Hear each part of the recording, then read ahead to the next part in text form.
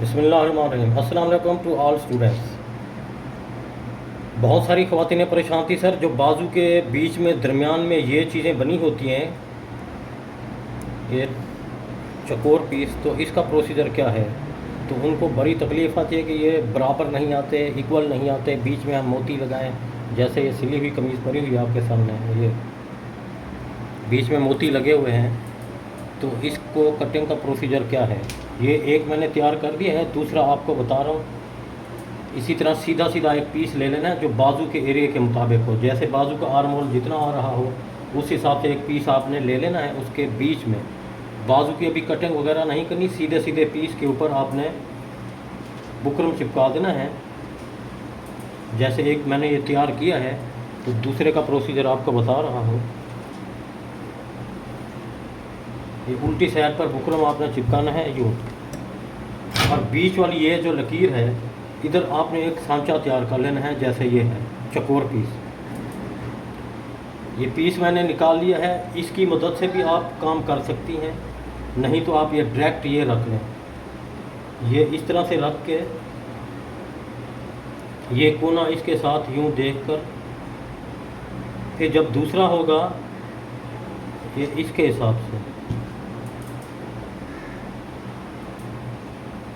अब ये कोना जो है इसके साथ अटैचमेंट करते जाना, तो ये काम जल्दी होता जाएगा।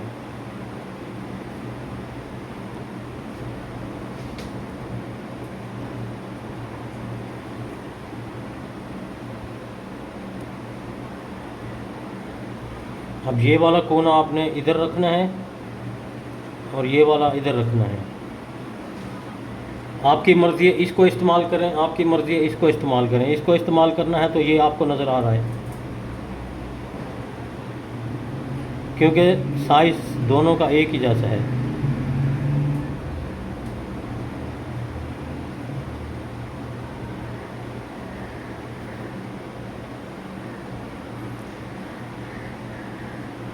कुछ चीज़ें पैटर्न की मदद से आपने इस्तेमाल करनी है, कुछ स्टिचिंग के ज़रिए इसको कवर करना है।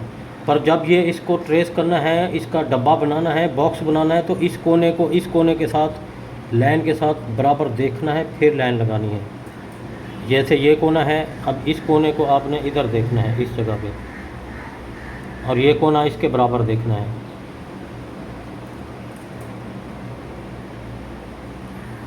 अब ये बॉक्स बन चुके हैं, इसके नीचे एक अस्तर वाली पट्टी लगाई जाएगी। अब ये एक पीस मैंने ले लिया है, जो इस बुकरम को छुपाने के लिए इसका अस्तर का इस्तेमाल किया जाएगा। जैसा कि ये मैंने सीधी साइड ऊपर रख दी, हल्की सी आयरन करना है ताकि फ्रेश हो जाए। फिर आपने इसको इसके ऊपर यूँ रखना है, बिल्कुल बीच में देखकर। तो पिन लगा लेनी है ताकि नीचे वाला अस्तर कंट्रोल में रहे। और सिलाई में थोड़ा सा आपने फंक्शन सेट करना है, वो मैं आपको बता देता हूँ कि सिलाई किस तरतीब से लगाई जाएगी, क्योंकि बीच में हमें कट भी करना है। क्योंकि इधर से यूँ सिलाई करेंगे तो इधर से हल्का हल्का स्पेस हम देते जाएंगे। वो अभी मशीन पर चलते हैं तो दिखाते हैं। अब जैसा कि ये मैंने इसको बीच में कटिंग किया था, इसका कटिंग का रास्ता हमने हल्का सा छोड़ना होगा ताकि दोनों बॉक्स बराबर नजर आएँ। बीच में मोती लगा दिए जाएंगे। अब जैसा कि हम मशीन पर आ चुके हैं, तो सिलाई का प्रोसीजर आपने ये देखना है।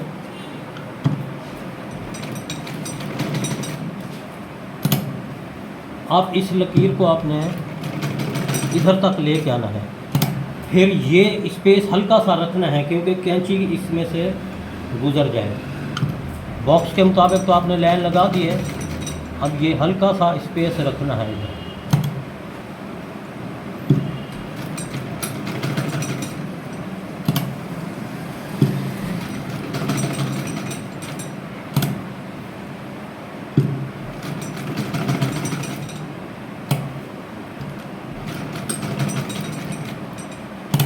अब ये देखिए इधर से मैंने हल्का सा स्पेस रखा हुआ है, क्योंकि जब ये सिलाई हम लगा लेंगे फिर दूसरी सिलाई भी इसी तरह लगाते आएंगे तो बीच में कैंची की जगह और रास्ता बने।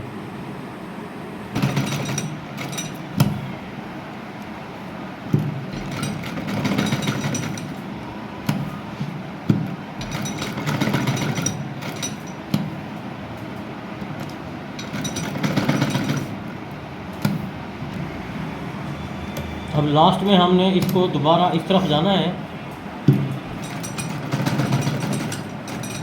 अब इस जगह पर आपने ध्यान देना है ख़ास तौर पे, ये स्पेस हमने किस तरह रखना है, जो ये धागे वाला एरिया है इसका टांके का धागा इस नोक के सामने आएगा, ऐसे सामने नहीं आएगा तो मिस्टेक हो जाएगी,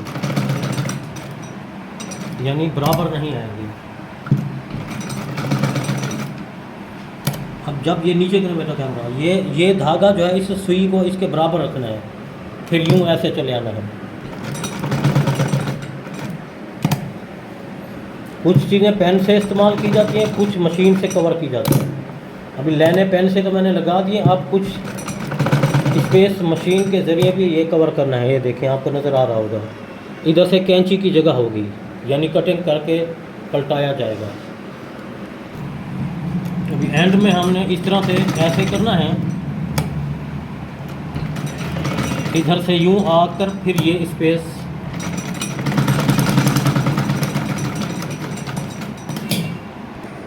अब हमने इसके बिल्कुल बीच में कट कर देना है। एहतियात से धागों वाले कोने ना कट जाएं।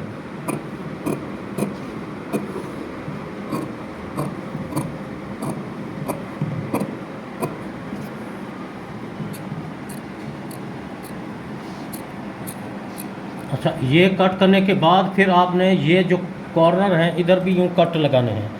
ये कट लगाने का मकसद ये है कि इसको जब प्रेस करें तो ये कोना बिल्कुल फ्रेश नज़र आए, यूँ सिलाई वाला धागा ना कट जाए। ये धागा कट जाएगा तो फिर ये इसमें कट लग जाएगा, यानी सुराख हो जाएगा।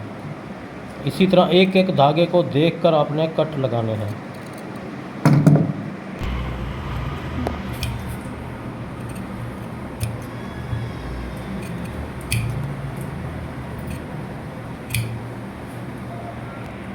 अब हमने इसको थोड़ा आगे कर देते हैं ताकि हमें इस्त्री की जगह और रास्ता मिल जाए। अब एक एक नोक को आपने इस तरह से करते जाना है। इस तरह करने से नोक का रिज़ल्ट फ्रेश और साफ़ सुथरा बनेगा। बहुत सारी बच्चियां परेशान थी, सर ये नोकें हमसे रिकवर नहीं होती, नोकें साफ़ सुथरी बैठती नहीं हैं, तो कोई तरीका आसान बताया जाए। ये सबसे आसान और फ्रेश और बेहतरीन जो है, इस तरह आप करेंगे तो नोकें और कॉर्नर साफ़ सुथरी बैठती जाएंगी। एक एक नोक को इस्त्री कर देना होगा, जैसे ये मैं कर रहा हूँ। अब आपको नज़र आ रहा होगा, ये मैंने अंदर से सिलाई लगा के कट लगा दिए थे। इसके बाद ये प्रेसिंग कर दिए। प्रेसिंग करने के बाद इसको आपने यूं जो पलटाना है तो नोकें बेहतरीन और सफाई से खुद ब खुद बनती जाएंगी। ये देखिए, इस तरह एक एक नोक को आपने यूं पलटाना है, फिर पेन की मदद से इसको फ्रेश कर लेना है। जैसा कि ये पेन की नोक है, इसकी मदद से आपने एक एक नोक को देख कर तो इस तरह रिज़ल्ट साफ़ सुथरा और नोक हार्ड बनेगी। बहुत सारी ख़वातीनें परेशानी, सर ये नोक बिल्कुल साफ़ सुथरी बनती नहीं है, तो कोई ख़ास तरीका बताइए। तो ये ख़ास तरीका आपको मैंने ये बता दिया। देखें नोक का रिज़ल्ट कितना खूबसूरत और साफ़ सुथरा है।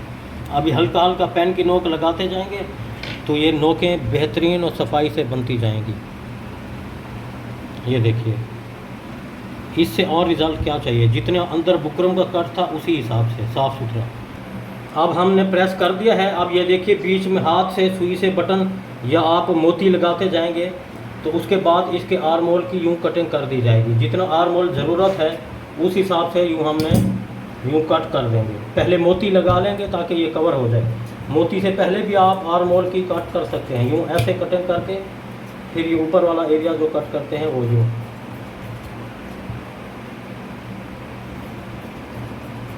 और जितना ये काफ वाला एरिया रखना है वो आपने उस हिसाब से यूँ ले जाना है। तो इस मिशन को जारी रखें, अपना ख्याल रखिएगा। अल्लाह हाफ़िज़।